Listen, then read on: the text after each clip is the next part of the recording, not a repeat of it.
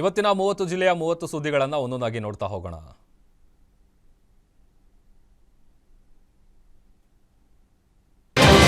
ಧರ್ಮಸ್ಥಳದ ಬುರುಡೆ ಕೇಸ್ ತನಿಖೆ. ಮಹೇಶ್ ಶೆಟ್ಟಿ ತಿಮರೋಡಿ ಕೊನೆಗೂ ಬೆಳ್ತಂಗಡಿ ಕೋರ್ಟ್ಗೆ ಹಾಜರಾಗಿದ್ದಾರೆ. ದಕ್ಷಿಣ ಕನ್ನಡ ಜಿಲ್ಲೆಯ ಬೆಳ್ತಂಗಡಿ ತಾಲೂಕಿನಲ್ಲಿ ಸಾಮಾಜಿಕ ಹೋರಾಟಗಾರ ಮಹೇಶ್ ಶೆಟ್ಟಿ ತಿಮರೋಡಿ ಕಳೆದ ಹಲವು ದಿನಗಳಿಂದ ಬಂಧನದ ಭಯದಿಂದ ತಲೆಮರೆಸಿಕೊಂಡಿದ್ರು. ಇದೀಗ ದಿಢೀರ್ ಬೆಳ್ತಂಗಡಿ ಕೋರ್ಟ್ಗೆ ಹಾಜರಾಗಿದ್ದಾರೆ.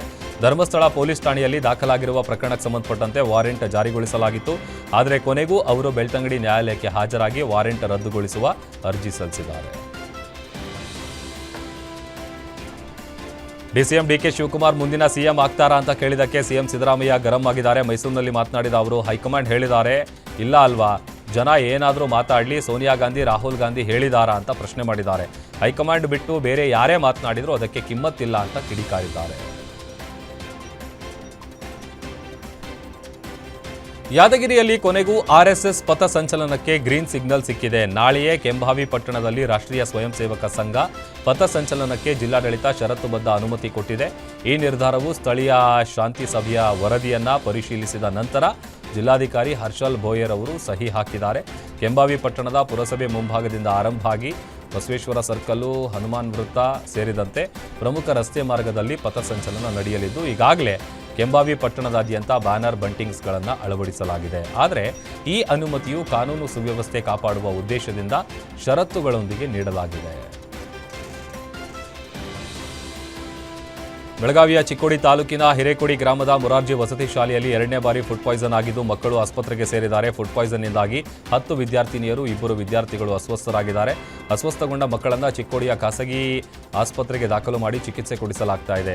ಕೆಲವೇ ದಿನಗಳ ಹಿಂದೆ ಇದೇ ವಸತಿ ಶಾಲೆಯಲ್ಲಿ ಫುಡ್ ಪಾಯ್ಸನ್ ಆಗಿ 120 ಮಕ್ಕಳು ಅಸ್ವಸ್ಥಗೊಂಡಿದ್ದರು. ಬೆಳಗ್ಗೆ ಉಪ್ಪಿಟ್ಟು ಸೇವನೆ ಮಾಡಿದ ವಿದ್ಯಾರ್ಥಿನಿಯರಲ್ಲಿ ವಾಂತಿ ಹಾಗೂ ಭೇದಿ ಕಾಣಿಸಿಕೊಂಡಿದ್ದು ತೀವ್ರ ಅಸ್ವಸ್ಥರಾದವರನ್ನ ತಕ್ಷಣವೇ ಚಿಕ್ಕೋಡಿ ತಾಲೂಕು ಆಸ್ಪತ್ರೆಗೆ ದಾಖಲಿಸಿ ಚಿಕಿತ್ಸೆ ಕೊಡಿಸಲಾಗಿದೆ.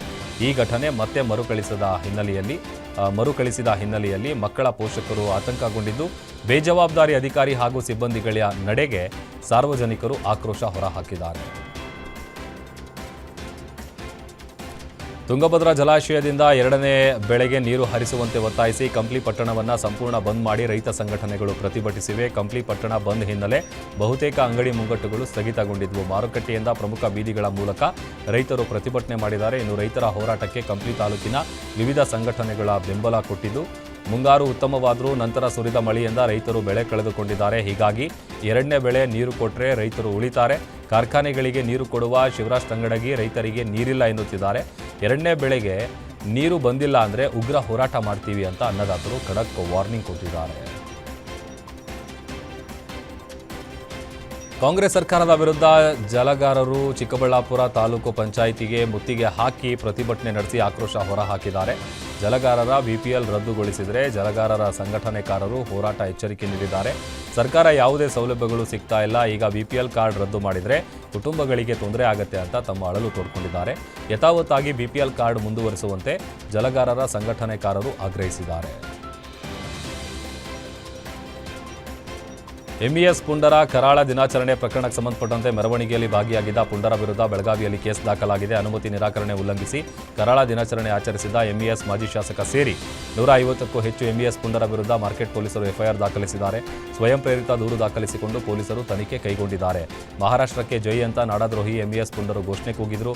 ನಾಡದ್ರೋಹಿ ಕೃತ್ಯ ಎಸಗಿದವರ ವಿರುದ್ಧ ಕ್ರಮಕ್ಕೆ ಪೊಲೀಸರು ಮುಂದಾಗಿದ್ದಾರೆ. ಧಾರವಾಡದ ಕಲಘಟಕಿ ತಾಲೂಕಿನಲ್ಲಿ ಅಕ್ರಮ ಮದ್ಯ ನಿಷೇಧಿಸಿ ಅಂತ ಹಲವು ಗ್ರಾಮಸ್ಥರು ಪ್ರತಿಭಟನೆ ನಡೆಸಿದ್ದಾರೆ. ಧಾರವಾಡ ಡಿಸಿ ಕಚೇರಿಯ ಮುಂದೆ ಪ್ರತಿಭಟಿಸಿದ ಗ್ರಾಮಸ್ಥರು ನೀರು ಬೇಕು, ಬೀರು ಬೇಡ ಅಂತ ಘೋಷಣೆ ಕೂಗಿ ಆಕ್ರೋಶ ಹೊರಹಾಕಿದ್ದಾರೆ. ನಮ್ಮ ಕಲಘಟಕಿ ತಾಲೂಕಿನಲ್ಲಿ ಶಿಕ್ಷಣ ಬೇಕು, ಸಾರಾಯಿ ಬೇಡ, ಅಕ್ರಮ ಮದ್ಯ ಮಾರಾಟ ತಡೆಗಟ್ಟಬೇಕು ಅಂತ ಆಗ್ರಹಿಸಿದ್ದಾರೆ. ಇನ್ನು ತಾಲೂಕಿನಲ್ಲಿ ಸಂಪೂರ್ಣ ಮದ್ಯ ಮಾರಾಟ ತಡೆಗಟ್ಟಬೇಕೆಂಬ ಹಿನ್ನೆಲೆ ಮದ್ಯ ಆಂದೋಲನ ಕಾರ್ಯಕ್ರಮವನ್ನು ಕೂಡ ಹಮ್ಮಿಕೊಳ್ಳಲಾಗಿದೆ.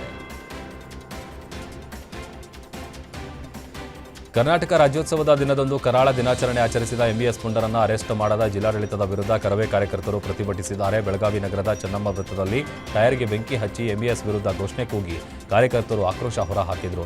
ಕರಾಳ ದಿನಾಚರಣೆಗೆ ಅವಕಾಶ ನೀಡಿದ ಜಿಲ್ಲಾಡಳಿತ ಕ್ರಮವನ್ನು ಖಂಡಿಸಿ ಜಿಲ್ಲಾಧಿಕಾರಿ ಕಚೇರಿಗೆ ಮುತ್ತಿಗೆ ಹಾಕಿದರು. ಈ ವೇಳೆ ಹೋರಾಟಗಾರರನ್ನು ಪೊಲೀಸರು ವಶಕ್ಕೆ ಪಡೆದಿದ್ದಾರೆ.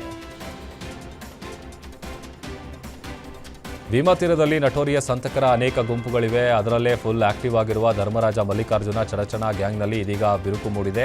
ಧರ್ಮರಾಜ ಚಡಚಣ ಎನ್ಕೌಂಟರ್ ಬಳಿಕ ನವೆಂಬರ್ 2, 2020ರಂದು ಭೀಮಾ ತೀರದ ಮಹದೇವ ಸಾಹುಕಾರ್ ಬೈರಗೊಂಡ ಮೇಲೆ ಧರ್ಮರಾಜ ಮಲ್ಲಿಕಾರ್ಜುನ್ ಚಡಚಣ ಗ್ಯಾಂಗ್ನ 50 ಜನರಿಂದ ಡೆಡ್ಲಿ ಅಟ್ಯಾಕ್ ನಡೆದಿತ್ತು.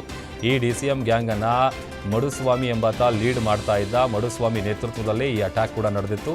ನಂತರ ಈ ಕೇಸ್ನಲ್ಲಿ ಜಾಮೀನು ಪಡೆದು ಸದ್ಯ ಎಲ್ಲರೂ ಹೊರಗಡೆ ಇದ್ದಾರೆ. ಆದರೆ ಇದೀಗ ಈ ಗ್ಯಾಂಗ್ನಲ್ಲಿ ಬಿರುಕು ಬಿಟ್ಟಿದ್ದು, ಇದನ್ನು ಧರ್ಮರಾಜ್ ಚಡಚಣ ತಾಯಿ ವಿಮಲಾಬಾಯಿನೇ ಖುದ್ದು ಮಡುಸ್ವಾಮಿ ಮೇಲೆ ಗಂಭೀರ ಆರೋಪ ಮಾಡಿದ್ದಾರೆ. ಬಾಗಲಕೋಟೆಯಲ್ಲಿ ಕಬ್ಬಿನ ದರ ನಿಗದಿಗೊಳಿಸಿ ಬಾಕಿ ಬಿಲ್ ನೀಡುವಂತೆ ಒತ್ತಾಯಿಸಿ ರಾಷ್ಟ್ರೀಯ ಹೆದ್ದಾರಿ ತಡೆದು ರೈತರು ಪ್ರತಿಭಟಿಸಿದ್ದಾರೆ. ಬೆಳಗಿ ಕ್ರಾಸ್ನಲ್ಲಿ ಹೆದ್ದಾರಿ ತಡೆದ ಹಿನ್ನೆಲೆ ಹಲವು ವಾಹನಗಳು ಸಾಲುಗಟ್ಟಿ ನಿಂತಿದ್ವು. ಪರಿಸ್ಥಿತಿಯನ್ನು ಅರಿತು ತಹಶೀಲ್ದಾರ್ ವಿನೋದ್ ಹತ್ತಳ್ಳಿ ಸ್ಥಳಕ್ಕಾಗಮಿಸಿದ್ರು. ಈ ವೇಳೆ ರೈತರು ತಹಶೀಲ್ದಾರ್ಗೆ ಮನವಿ ಸಲ್ಲಿಸಿದ್ದು ಸದ್ಯ ಹೋರಾಟವನ್ನು ಕೈಬಿಟ್ಟಿದ್ದಾರೆ. ದಾವಣಗೆರೆ ಜಿಲ್ಲೆಯಲ್ಲಿ 3 ಲಕ್ಷ ಮೌಲ್ಯದ ಗಾಂಜಾವನ್ನು ಖಾಕಿ ವಶಕ್ಕೆ ಪಡೆದಿದೆ. ನ್ಯಾಮತಿ ಬಳಿ ಹೊನ್ನಾಳಿ ಶಿವಮೊಗ್ಗ ರಸ್ತೆ ಬದಿಯ ಕಲ್ಪಿಗಿರಿ ರಂಗನಾಥ ಸ್ವಾಮಿ ದೇವಸ್ಥಾನಕ್ಕೆ ಹೋಗುವ ಮಾರ್ಗದಲ್ಲಿ ಗಾಂಜಾ ಮಾರಾಟ ಮಾಡುತ್ತಿದ್ದ 5 ಆರೋಪಿಗಳನ್ನು ನ್ಯಾಮತಿ ಠಾಣೆಯ ಪೊಲೀಸರು ವಶಕ್ಕೆ ಪಡೆದಿದ್ದಾರೆ. ಬಂಧಿತ ಆರೋಪಿಗಳಿಂದ ಅಂದಾಜು 3,20,000 ಮೌಲ್ಯದ 3 ಕೆಜಿ 1 ಗ್ರಾಂ ಗಾಂಜಾವನ್ನು ವಶಪಡಿಸಿಕೊಳ್ಳಲಾಗಿದೆ. ಶಿವಮೊಗ್ಗದ ಅರ್ಬಜ್ ಖಾನ್, ಮೊಹಮ್ಮದ್ ಹುಸೇನ್ ರಜಾ, ಜಾಫರ್ ಸಾದಿಕ್ ಮಹಮ್ಮದ್, ನ್ಯಾಮತಿ ತಾಲೂಕಿನ ಹೊಸಜೋಗ ಗ್ರಾಮದ ಶಂಕರ್ ನಾಯಕ್ನನ್ನು ಬಂಧಿಸಲಾಗಿದ್ದು, ಆರೋಪಿಗಳಿಂದ 3 ಮೊಬೈಲ್ ಮತ್ತು 2 ಬೈಕ್ಗಳನ್ನು ವಶಪಡಿಸಿಕೊಳ್ಳಲಾಗಿದೆ. ಕಲ್ಲಿನಿಂದ ಜಜ್ಜಿ ಯುವಕನ ಬರ್ಬರ ಹತ್ಯೆಗೈದಿರುವ ಘಟನೆ ವಿಜಯನಗರ ಬಡಾವಣೆಯ ಚರ್ಚ್ ಬಳಿ ನಡೆದಿದೆ. 32 ವರ್ಷದ ರಿತೇಶ್ ಕೊಲೆಯಾದ ದುರ್ದೈವಿ. ಎಣ್ಣೆ ಪಾರ್ಟಿ ಮಾಡ್ತಿರುವಾಗಲೇ ಯುವಕನಿಗೆ ಕಲ್ಲಿನಿಂದ ಜಜ್ಜಿ ಕೊಲೆ ಮಾಡಲಾಗಿದೆ. ಹಳೆ ದ್ವೇಷದ ಹಿನ್ನೆಲೆಯಲ್ಲಿ ಸ್ನೇಹಿತರೆ ಕೊಲೆ ಮಾಡಿರುವಂಥ ಶಂಕೆ ವ್ಯಕ್ತವಾಗಿದೆ. ಈ ಘಟನೆ ಸಂಬಂಧ ಆರ್ಜಿ ನಗರ ಪೊಲೀಸ್ ಠಾಣೆಯಲ್ಲಿ ಪ್ರಕರಣ ಕೂಡ ದಾಖಲಾಗಿದೆ. ಶಾಲೆಯ ದೈಹಿಕ ಶಿಕ್ಷಕನಿಗೆ ವಿದ್ಯಾರ್ಥಿನಿ ಜೊತೆ ದೈಹಿಕ ಸಂಬಂಧದಿಂದ ಆಕೆಯ ಗರ್ಭಿಣಿಯಾಗಿದ್ದಾಳೆ. ಅಪ್ರಾಪ್ತ ಗರ್ಭಿಣಿಯಾಗಿದ್ದಕ್ಕೆ ಯುವಕನ ಮೇಲೆ ಸುಳ್ಳು ಆರೋಪ ಹೊರಿಸಲಾಗಿದೆ. ಇದರಿಂದ ಮನನೊಂದ ಕುಡುಕೂರು ನಿವಾಸಿ ರಾಮು ಎಂಬ 27 ವರ್ಷದ ಯುವಕ ಸೂಸೈಡ್ ಮಾಡಿಕೊಂಡಿದ್ದಾನೆ. ಹುಡುಗಿಯನ್ನು ಮಾತನಾಡಿಸಿದ್ದಕ್ಕೆ ನನ್ನ ಮೇಲೆ ಆರೋಪ ಮಾಡಿದ್ದಾರೆ. ಇದಕ್ಕೆಲ್ಲ ಶಾಲೆಯ PT ಟೀಚರ್ ಕಾರಣ. ಅವರು ಹೀಗೆ ಮಾಡಿದ್ದಕ್ಕೆ ನನ್ನ ಮೇಲೆ ಹೇಳ್ತಾ ಇದ್ದಾರೆ. ಹೀಗಾಗಿ ನಾನು ಸೂಸೈಡ್ ಮಾಡ್ಕೊಳ್ತಾ ಇದ್ದೀನಿ ಅಂತ ವಾಯ್ಸ್ ನೋಟ್ ಹಾಕಿ ಸೂಸೈಡ್ ಮಾಡ್ಕೊಂಡಿದ್ದಾನೆ. ನನಗೂ ಆಕೆಗೂ ಯಾವುದೇ ಸಂಬಂಧ ಇಲ್ಲ ಅಂತ ಅಕ್ಟೋಬರ್ 31ರಂದು ವಾಟ್ಸಪ್ ವಾಯ್ಸ್ ನೋಟನ್ನು ಮೆಸೇಜನ್ನು ಕಳಿಸಿದ್ದಾನೆ. ಇದಾದ ಕೆಲ ದಿನದ ಹಿಂದೆ ನಾಲೆಯೊಂದರ ಬಳಿ ರಾಮು ಬೈಕ್, ಚಪ್ಪಲಿ, ಮೊಬೈಲ್ ಪತ್ತೆಯಾಗಿತ್ತು. ಬಳಿಕ ಬೆಟ್ಟದಪುರ ಠಾಣೆಯಲ್ಲಿ ರಾಮು ನಾಪತ್ತೆ ಕೇಸ್ ದಾಖಲಾಗಿತ್ತು. ಇಂದು ಬೆಟ್ಟದ ತುಂಗಾ ನಾಲೆಯೊಂದರಲ್ಲಿ ರಾಮು ಶವ ಪತ್ತೆಯಾಗಿದೆ.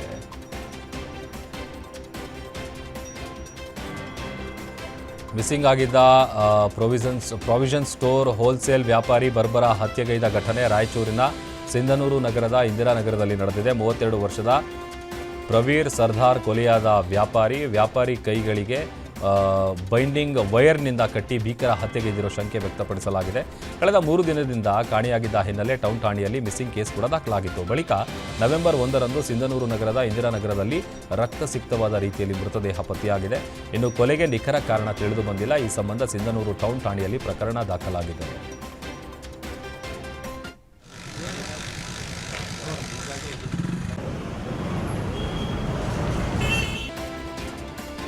ಮಂಡ್ಯದಲ್ಲಿ ಅಕ್ರಮವಾಗಿ ಕರುಗಳ ಮಾರಾಟಕ್ಕೆ ಮುಂದಾಗಿದ್ದ ಗೋ ಸಾಗಾಣಿಕೆ ಗ್ಯಾಂಗ್ನ ಮಹಾ ಮೋಸ ಬೆಳಕಿಗೆ ಬಂದಿದ್ದು, ಬಳಿಕ ಹಿಂದೂ ಜಾಗರಣ ವೇದಿಕೆ ಕಾರ್ಯಕರ್ತರು ಹೋಗ್ತಾ ಇದ್ದಂತೆ ಕರುಗಳನ್ನು ಬಿಟ್ಟು ಖದೀಮರು ಎಸ್ಕೇಪ್ ಆಗಿದ್ದಾರೆ. ಸಂತೆಯಲ್ಲಿ 50ಕ್ಕೂ ಹೆಚ್ಚು ಕರುಗಳನ್ನು ಖರೀದಿಸಿ ಕಟ್ಟಡವೊಂದರಲ್ಲಿ ಕೂಡಿಟ್ಟಿದ್ರು.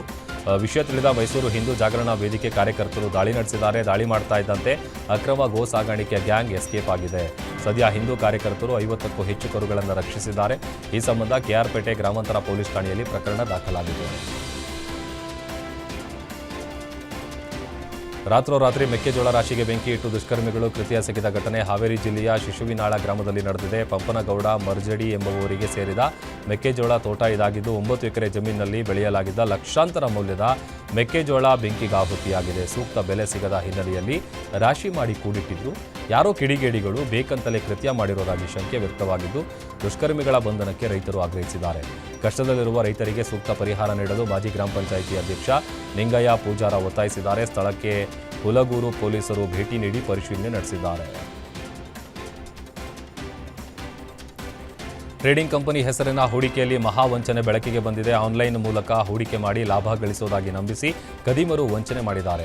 ದಾವಣಗೆರೆಯ ಲಾಯರ್ ರಸ್ತೆಯಲ್ಲಿನ ಮೊಬೈಲ್ ರಿಪೇರಿ ಮಾಡುವ ವ್ಯಕ್ತಿ ವಂಚನೆಗೆ ಒಳಗಾಗಿದ್ದು ಸುಮಾರು 42 ಲಕ್ಷ ಖದೀಮರು ವಂಚನೆ ಮಾಡಿದ್ದಾರೆ. ಮತ್ತೊಂದು ಕಡೆ ಹೊಸ ಕಂಪನಿಗಳಲ್ಲಿ ಷೇರು ಹೂಡಿಕೆ ಮಾಡಿದರೆ ತಿಂಗಳಿಗೆ ಶೇಕಡ 300ರಷ್ಟು ಲಾಭ ಗಳಿಕೆ ಆಮಿಷ ಒಡ್ಡಿದ್ದು ಹೊನ್ನಾಳಿಯ ಶಿಕ್ಷಕರೊಬ್ಬರು ಆನ್ಲೈನ್ ಮೂಲಕ 11.93 ಲಕ್ಷ ವಂಚನೆಗೆ ಒಳಗಾಗಿದ್ದಾರೆ.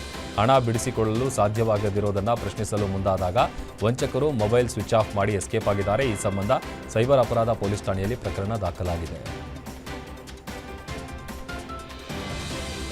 ವಿಜಯಪುರದಲ್ಲಿ ಜೀವಜಲಕ್ಕಾಗಿ ಜನ ಪರದಾಡ್ತಾ ಇದ್ದಾರೆ. ಬಸವನ ಬಾಗೇವಾಡಿಯಲ್ಲಿ ಕಳೆದ 10 ದಿನಗಳಿಂದ ನೀರು ಸರಬರಾಜಾಗ್ತಿಲ್ಲ ಅಂತ ಖಾಲಿ ಕೊಡಗಳನ್ನು ಹಿಡಿದು ಸ್ಥಳೀಯರು ಹೋರಾಟ ನಡೆಸಿದರು. ಖಾಲಿ ಕೊಡಗಳ ಅದನ್ನು ಹಿಡ್ಕೊಂಡು ರಸ್ತೆಗಿಳಿದು ಪ್ರತಿಭಟಿಸಿದ ಬಡಾವಣೆ ನಿವಾಸಿಗಳು ಪುರಸಭೆ ಅಧಿಕಾರಿಗಳ ವಿರುದ್ಧ ಆಕ್ರೋಶ ಹೊರಹಾಕಿದ್ದಾರೆ. ಇನ್ನು ಪ್ರತಿಭಟನೆ ವೇಳೆ ನಿವಾಸಿಗಳ ಮನವೊಲಿಕೆ ಪೊಲೀಸ್ ಅಧಿಕಾರಿಗಳು ಪ್ರಯತ್ನಿಸಿದರೂ ಸಾಧ್ಯ ಆಗಲಿಲ್ಲ. ಪಟ್ಟು ಬಿಡದ ಪ್ರತಿಭಟನಾಕಾರರು ರಸ್ತೆಯಲ್ಲಿ ವಾಹನಗಳನ್ನು ತಡೆದು ಪ್ರತಿಭಟನೆ ಮಾಡಿದ್ದಾರೆ. ಮಂಡ್ಯ ಜಿಲ್ಲೆಯ ವಿಸಿ ನಾಲೆಗೆ ಕಾರೊಂದು ಆಯತಪ್ಪಿ ಬಿದ್ದಿದ್ದು ಅದೃಷ್ಟವಶಾತ್ ಕಾರು ಚಾಲಕ ಪ್ರಾಣಾಪಾಯದಿಂದ ಪಾರಾಗಿದ್ದಾನೆ. ಮಂಡ್ಯ ತಾಲೂಕಿನ ಬಿ ಯರಹಳ್ಳಿ ಸಮೀಪ ವಿಸಿ ನಾಲೆಯಲ್ಲಿ ಇವತ್ತು ಬೆಳಗಿನ ಜಾವ ಈ ಭೀಕರ ಘಟನೆ ಸಂಭವಿಸಿದೆ. ಕಲ್ಲಹಳ್ಳಿ ನಿವಾಸಿ ಕೃಷ್ಣ ಎಂಬುವವರು ಚಲಾಯಿಸ್ತಾ ಇದ್ದ ಕ್ರೆಟಾ ಕಾರು ಕಿರಿದಾದ ರಸ್ತೆ ತಡೆಗೋಡೆ ಇಲ್ಲದ ಕಾರಣ ನಾಲೆಗೆ ಉರುಳಿ ಬಿದ್ದಿದೆ. ಕಾರು ನಾಲೆಗೆ ಬೀಳ್ತಾ ಇದ್ದಂತೆ ಚಾಲಕ ಕೃಷ್ಣ ತನ್ನ ಸಮಯ ಪ್ರಜ್ಞೆಯಿಂದ ಜೀವ ಉಳಿಸಿಕೊಂಡಿದ್ದಾರೆ. ಇನ್ನು ನಾಲೆಯಲ್ಲಿ ಮುಳುಗಿದ್ದ ಕಾರನ್ನು ಅಗ್ನಿಶಾಮಕ ಸಿಬ್ಬಂದಿ ಮೇಲೆತ್ತಿದ್ದಾರೆ. ಬೆಳಗಾವಿಯಲ್ಲಿ ವಿದ್ಯುತ್ ಸ್ಪರ್ಶಿಸಿ 2 ಆನೆಗಳು ಸಾವನ್ನಪ್ಪಿದ ಪ್ರಕರಣದಲ್ಲಿ ಜಮೀನು ಮಾಲೀಕ ಗಣಪತಿ ಸಾತೇರಿ ಗುರವ್ನನ್ನ ಬಂಧಿಸಲಾಗಿದೆ ಅಂತ ಡಿಎಫ್ಒ ಕ್ರಾಂತಿ ಎನ್ಡಿ ಹೇಳಿಕೆ ನೀಡಿದ್ದಾರೆ. ಬೆಳಗಾವಿ ಜಿಲ್ಲೆಯ ಖಾನಾಪುರ ತಾಲೂಕಿನ ಸುಳೆಗಾಳಿಯಲ್ಲಿ ಈ ಘಟನೆ ನಡೆದಿತ್ತು. ಜಮೀನಿಗೆ ವಿದ್ಯುತ್ ಬೇಲಿ ಅಳವಡಿಸಿದ್ದ ರೈತ ಗಣಪತಿ ಮನೆಯಿಂದ ಕನೆಕ್ಷನ್ ನೀಡಿದ್ದಾಗಿ ಮಾಹಿತಿ ಇದೆ ಅಂತ ತನಿಖೆ ನಡೆಸ್ತಾ ಇದ್ದೀವಿ. ಘಟನೆಯಲ್ಲಿ 1 ಹೆಣ್ಣು 1 ಗಂಡು ಆನೆ ಸಾವನ್ನಪ್ಪಿದೆ. ಪ್ರಕರಣ ದಾಖಲಿಸಿಕೊಂಡು ಗಣಪತಿ ಬಂಧಿಸಿ ನ್ಯಾಯಾಂಗ ಬಂಧನಕ್ಕೆ ಒಪ್ಪಿಸಿದ್ದೇವೆ.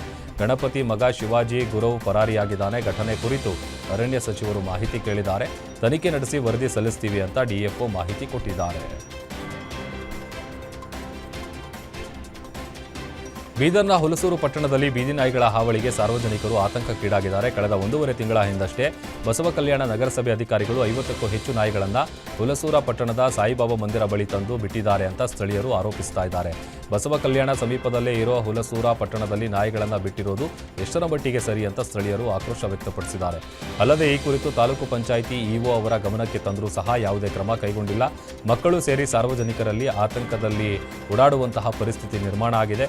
ಇಲ್ಲಿನ ಗ್ರಾಮ ಪಂಚಾಯಿತಿ ಅಧಿಕಾರಿಗಳು ಕೂಡ ಜನರ ಜೀವದ ಜೊತೆ ಆಟ ಆಡ್ತಾ ಇದ್ದಾರೆ. ಕೂಡಲೇ ನಾಯಿಗಳನ್ನು ಎಲ್ಲಾದರೂ ದೂರ ಬಿಟ್ಟು ಬರಬೇಕು, ಇಲ್ಲ ಅಂತಂದರೆ ಉಗ್ರ ಹೋರಾಟ ಮಾಡಲಾಗುತ್ತೆ ಅಂತ ಎಚ್ಚರಿಕೆ ಕೊಟ್ಟಿದ್ದಾರೆ. ಕೋಡಿ ಬಿದ್ದ ಹಿನ್ನೆಲೆ ಭಾರೀ ಪ್ರಮಾಣದ ನೀರು ಹರಿದು ಬರುತ್ತಿದೆ. ಇನ್ನು ಅಪಾಯದ ಮಟ್ಟ ಮೀರಿ ಹರಿತಾ ಇರುವ ನೀರಿನಲ್ಲಿ ಪ್ರವಾಸಿಗರು ಹುಚ್ಚಾಟ ಮೆರೀತಾ ಇದ್ದಾರೆ. ತಂತಿ ಬೇಲಿ ಎದುರು ಕೂಡ ನುಸುಳಿ ಮಕ್ಕಳು ಮರಿ ಜೊತೆ ನೀರಿಗಿಳಿಯುವ ಪ್ರವಾಸಿಗರು ಜೀವದ ಹಂಗು ತೊರೆದು ಸೆಲ್ಫಿ ಕ್ಲಿಕ್ಕಿಸಿಕೊಳ್ತಾ ಇದ್ದಾರೆ. ಇತ್ತೀಚೆಗಷ್ಟೇ ಇದೇ ಜಲಾಶಯದಲ್ಲಿ ಓರ್ವ ಪ್ರವಾಸಿಗ ಕೊಚ್ಚಿ ಹೋಗಿ ಪ್ರಾಣಾಪಾಯದಿಂದ ಪಾರಾಗಿದ್ದ. ಪ್ರವಾಸಿಗರು ಹುಚ್ಚಾಟ ಮೆರೀತಾ ಇದ್ದರೂ ನೀರಾವರಿ ಹಾಗೂ ಪೊಲೀಸ್ ಇಲಾಖೆ ಅಧಿಕಾರಿಗಳು ಯಾವುದೇ ಕ್ರಮ ಕೈಗೊಂಡಿಲ್ಲ. ಜಮೀನಿನಲ್ಲಿ ಕೆಲಸ ಮಾಡ್ತಿದ್ದಾಗ ಏಕಾಏಕಿ ರೈತನ ಮೇಲೆ ಜೇನು ಹುಳುಗಳು ದಾಳಿ ನಡೆಸಿವೆ. ನೆಲಮಂಗಲ ತಾಲೂಕಿನ ತಿಮ್ಮಸಂದ್ರದಲ್ಲಿ ಘಟನೆ ನಡೆದಿದೆ. 52 ವರ್ಷದ ಸಿದ್ದಯ್ಯ ಹೆಜ್ಜೇನು ದಾಳಿಗೆ ಒಳಗಾಗಿದ್ದ ರೈತ ಹೊಲದ ಬಳಿ ಆಲದ ಮರದಲ್ಲಿ ಹೆಜ್ಜೇನು ಕಟ್ಟಿದ್ದು ಗೊತ್ತಿರಲಿಲ್ಲ. ಹಸುಗಳಿಗೆ ಮೇವು ಕುಯ್ಯೋದಕ್ಕೆ ಅಂತ ಹೋಗಿದ್ದ ವೇಳೆ ಹೆಜ್ಜೇನು ಏಕಾಏಕಿ ದಾಳಿ ನಡೆಸಿದ್ದು ತಕ್ಷಣವೇ ನೆಲಮಂಗಲ ಸಾರ್ವಜನಿಕ ಆಸ್ಪತ್ರೆಗೆ ಆತನನ್ನು ದಾಖಲು ಮಾಡಲಾಗಿದೆ. ವಿದ್ಯುತ್ ತಂತಿ ತಗುಲಿ ಕಾರ್ಮಿಕ ಸಾವನ್ನಪ್ಪಿರುವ ಘಟನೆ ಶಿವಮೊಗ್ಗದ ತೀರ್ಥಹಳ್ಳಿಯ ತಾಲೂಕಿನ ಅಂದಗೆರೆ ಗ್ರಾಮದಲ್ಲಿ ನಡೆದಿದೆ. 51 ವರ್ಷದ ಸತೀಶ್ ಮೃತಪಟ್ಟ ಕಾರ್ಮಿಕ. ಚಿಕ್ಕಮಗಳೂರಿನ ಹಿರೇಕೋಡಿಗೆ ಗ್ರಾಮದ ಸತೀಶ್ ಅಡಿಕೆ ಗೊನೆ ತೆಗೆಯುವ ವೇಳೆ ವಿದ್ಯುತ್ ಲೈನ್ಗೆ ತಗುಲಿ ದುರ್ಘಟನೆ ನಡೆದಿದ್ದು ಇದರಿಂದಾಗಿ ಕಾರ್ಮಿಕ ಜೀವ ಬಿಟ್ಟಿದ್ದಾನೆ. ಈ ಸಂಬಂಧ ತೀರ್ಥಹಳ್ಳಿ ಪೊಲೀಸ್ ಠಾಣೆಯಲ್ಲಿ ಪ್ರಕರಣ ಕೂಡ ದಾಖಲಾಗಿದೆ. ದೇವನಹಳ್ಳಿ ಜನತೆಯ ಬಹುದಿನಗಳ ಬೇಡಿಕೆಯಾಗಿದ್ದ ಸುಸಜ್ಜಿತ ಕ್ರೀಡಾಂಗಣ ನಿರ್ಮಾಣಕ್ಕೆ ಸಚಿವ ಕೆಎಚ್ ಮುನಿಯಪ್ಪ ಚಾಲನೆ ಕೊಟ್ಟಿದ್ದಾರೆ. ದೇವನಹಳ್ಳಿ ಪಟ್ಟಣದ ಟೌನ್ ಕ್ರೀಡಾಂಗಣವು 13 ಕೋಟಿ ವೆಚ್ಚದಲ್ಲಿ ಉನ್ನತ ದರ್ಜೆಗೆ ಏರಲಿದೆ. ಬೆಂಗಳೂರು ಗ್ರಾಮಾಂತರ ಜಿಲ್ಲೆ ನಿರ್ಮಿತಿ ಕೇಂದ್ರದ ನೇತೃತ್ವದಲ್ಲಿ ಕ್ರೀಡಾಂಗಣ ನಿರ್ಮಾಣ ಆಗಲಿದೆ. ಉತ್ತಮವಾದ ಟ್ರ್ಯಾಕ್, ಬಾಸ್ಕೆಟ್ಬಾಲ್ ಕೋರ್ಟ್, ಹಾಗೆಯೇ ಕಬಡ್ಡಿ ಕೋರ್ಟ್ ಮತ್ತು ಇನ್ನಿತರ ಗುಂಪು ಮತ್ತು ವೈಯಕ್ತಿಕ ಕ್ರೀಡೆಗಳಿಗೆ ಅನುಕೂಲವಾಗುವ ಕೋರ್ಟ್ಗಳ ನಿರ್ಮಾಣ ಆಗಲಿದೆ. 5 ಕೋಟಿ ಸಿಎಂ ಅನುದಾನ, 2 ಕೋಟಿ ಶಾಸಕರ ಅನುದಾನ, ಉಳಿದ ಅನುದಾನ ಬಯಪ್ಪ ಸಂಸ್ಥೆ ಒದಗಿಸಲಿದೆ. ಇನ್ನು ಕಾರ್ಯಕ್ರಮದಲ್ಲಿ ಜಿಲ್ಲಾಧಿಕಾರಿ ಎಬಿ ಬಸವರಾಜು, ಸಿಇಒ ಅನುರಾಧ, ನಿರ್ಮಿತಿ ಕೇಂದ್ರ ಅಧಿಕಾರಿ ಮೋಹನ್, ಜಿಲ್ಲಾ ಕ್ರೀಡಾ ಇಲಾಖೆ ಮತ್ತು ತಾಲೂಕು ಮಟ್ಟದ ಅಧಿಕಾರಿಗಳು ಭಾಗವಹಿಸಿದರು. ಸರ್ಕಾರದ ಮಹತ್ವಾಕಾಂಕ್ಷೆಯ ಪಂಚಗ್ಯಾರಂಟಿ ಉತ್ಸವಕ್ಕೆ ಸಚಿವ ಎನ್ ಚೆಲುವರಾಯಸ್ವಾಮಿ ವಿದ್ಯುಕ್ತ ಚಾಲನೆ ಕೊಟ್ಟಿದ್ದಾರೆ. ಶಕ್ತಿ ಯೋಜನೆಯ ಅಲಂಕಾರಿಕ ಬಸ್ನ ಮೆರವಣಿಗೆ ಮಂಡ್ಯ ನಗರದ ಸಂಜಯ ಸರ್ಕಲ್ನಿಂದ ಅಂಬೇಡ್ಕರ್ ಭವನದವರೆಗೆ ಸಾಗಿತು. ಅಲಂಕಾರಿಕ ಬಸ್ಗೆ ಕಾಂಗ್ರೆಸ್ನ ಮಹಿಳಾ ಮಣಿಯರು ಪೂಜೆ ಸಲ್ಲಿಸಿದ್ರು. ಬಳಿಕ ತಮಟೆ, ಡೊಳ್ಳು ಕುಣಿತ ಸೇರಿ ವಿವಿಧ ಕಲಾ ತಂಡಗಳ ಮೂಲಕ ಮೆರವಣಿಗೆ ನಡೆಸಲಾಗಿದೆ. ಇದೇ ವೇಳೆ ಎಂಎಲ್ಸಿ ದಿನೇಶ್ ಗೂಳಿಗೌಡ, ಒಕ್ಕಲಿಗ ಆಯೋಗದ ಅಧ್ಯಕ್ಷ ಎಂಎಸ್ ಆತ್ಮಾನಂದ, ಲೀಲಾ, ಮುಡಾ ಅಧ್ಯಕ್ಷ ನಹೀಂ, ವಿಜಯ್ ಕುಮಾರ್ ಸೇರಿದಂತೆ ಹಲವರು ಭಾಗಿಯಾಗಿದ್ದರು. ಯಾದಗಿರಿಯ ಹುಣಸಗಿ ತಾಲೂಕಿನ ಕೂಡಲಗಿ ಗ್ರಾಮದಲ್ಲಿ ಅದ್ದೂರಿಯಾಗಿ ಶ್ರೀ ಶಾಂತಾನಂದ ಸರಸ್ವತಿ ಸ್ವಾಮಿಯವರ